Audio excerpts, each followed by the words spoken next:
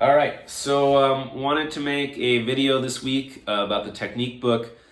So just kind of a refresher here. What we're trying to train ourselves to do is to feel large amounts of muscular exertion, and then teach yourselves to feel progressively smaller amounts, the more subtle amounts that you want to feel and be attuned to as a musician.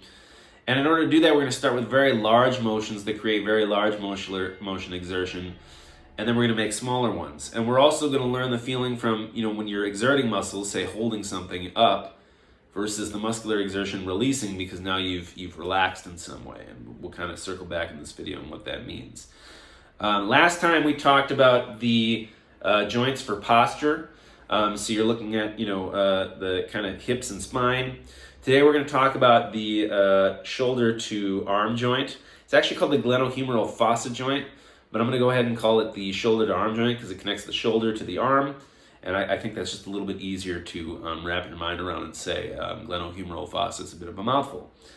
So this joint can move in basically three directions.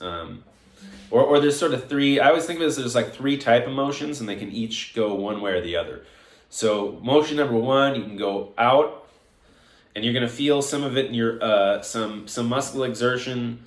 You're going to feel two things. One is that with each motion as you go forward, so using this as an example, actually I'm going to use the elbow as an example. So when I pull the elbow in, I'm using the biceps to exert and flex, but the triceps are being extended, they're being stretched, and they're also engaged a little bit to help with stability.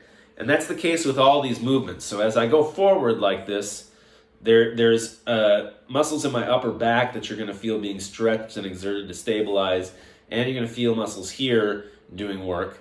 And then as I relax, you're going to feel that release when it's just hanging from my body. And if I go backwards, which is a little hard to do sitting in this chair with the back on it, but you're going to feel a different set of engagement and stretching. And then the other motion is going out like this, and you can actually go super high up if you want to, but I don't think you need to. And then going back in. And then there's twisting around the axis of the arm. Now, there's a couple exercises that relate to instruments that you're going to want to do. Now, keep in mind, if you're watching this and you're not a guitar player, you're going to want to extrapolate to your own instrument. And I'll give an example, because the principles and the way of thinking are going to be the same, but the specifics are going to be slightly different. And so first, remember what we're trying to do is we're trying to train ourselves to go through these range of motions in really large amounts and then smaller amounts until we've really taught ourselves to perceive subtle amounts of muscular exertion. Then we want to bring that to our instrument. And so again, I'm going to walk through some examples on guitar, but keep in mind some of these are true for bass. So what I'm about to show you with the right hand is also true on bass, except the way it looks is different because you hold an upright bass differently. And the way the muscular exertion feels and the dynamics are going to be a little different because you're holding the instrument differently. But the same thing applies to the upright bass, probably applies to the violin and the piano and anything. And basically the exercise I've come up with is once you've gone through the ranges of motion, teaching yourself to perceive tension. So you're like here, and you let it relax, then you do smaller amounts, and you let it relax, until you've taught yourself to really perceive that muscular exertion. Then you want to apply that to the instrument. So for the right arm, you're going to want to hold it up. And again, even on guitar, there's different ways of sitting. I'm going to sit in the flamenco style for this particular video, but there's the classical way as well, and with or without a footstool. But you're going to want to feel that muscular exertion that's going to be around kind of the upper back and upper shoulder, because remember what's happening is I'm pulling up with those muscles and tendons, right? So you're going to want to feel that muscular exertion, and then you're going to want to feel it release as you set on the instrument. Now, there's going to be some release, but not entirely. You're going to feel some tension kind of up around here and here because you're still holding the arm up a little bit out like it's sort of a seesaw. And so the next release comes from when you make contact with the strings, and now the whole arm is allowed to relax. Not fully, because you're probably still holding it up a little bit like this, but a lot less once you make contact with these strings. To separate out this feeling and refine the sense, for the right hand, you want to drop it on the instrument and feel that release. And then you also want to do this exercise where you start here, just like you were earlier, but now you feel the release when the fingers make contact. And then if you want to try adding something else, because there's more muscular exertion when everything's in the air than when the fingers are in contact, but you're still holding up some of the arm. So then you do that and you feel the entire release. And then you can also do this and feel how you're still engaging and then feel the release. And so those are some exercises I've come up with to help you to perceive this. So again, exercise number 1, dropping on the guitar and feeling some of the release of muscular exertion. Exercise number 2, dropping the fingers. Exercise number 3, keeping the fingers dropped and dropping this.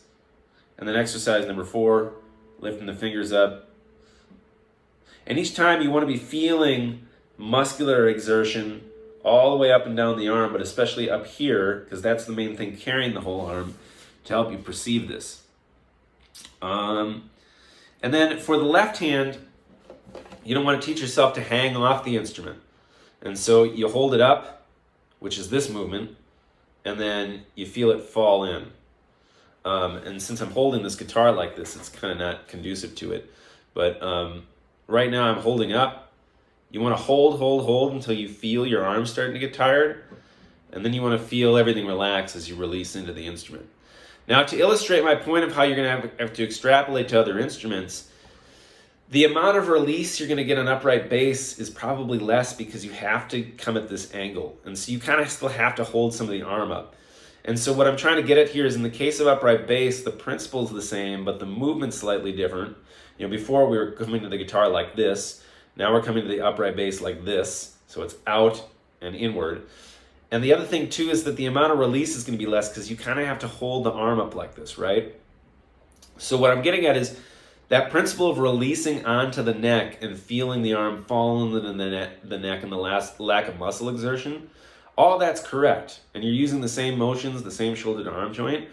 But in this particular case, the release of muscular exertion, the relaxation once you fall into the neck, is less because you kind of have to hold the whole arm up because of how you play an upright bass. It's just the way that instrument is.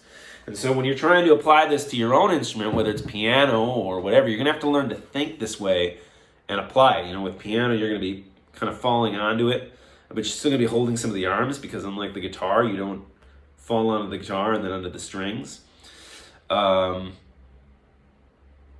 But yeah, this will work for other stuff. It's helping my upright bass. It also helps my drums too. Like I learned how to kind of release and relax a bit on the cymbals and the snares. So that's the video for today.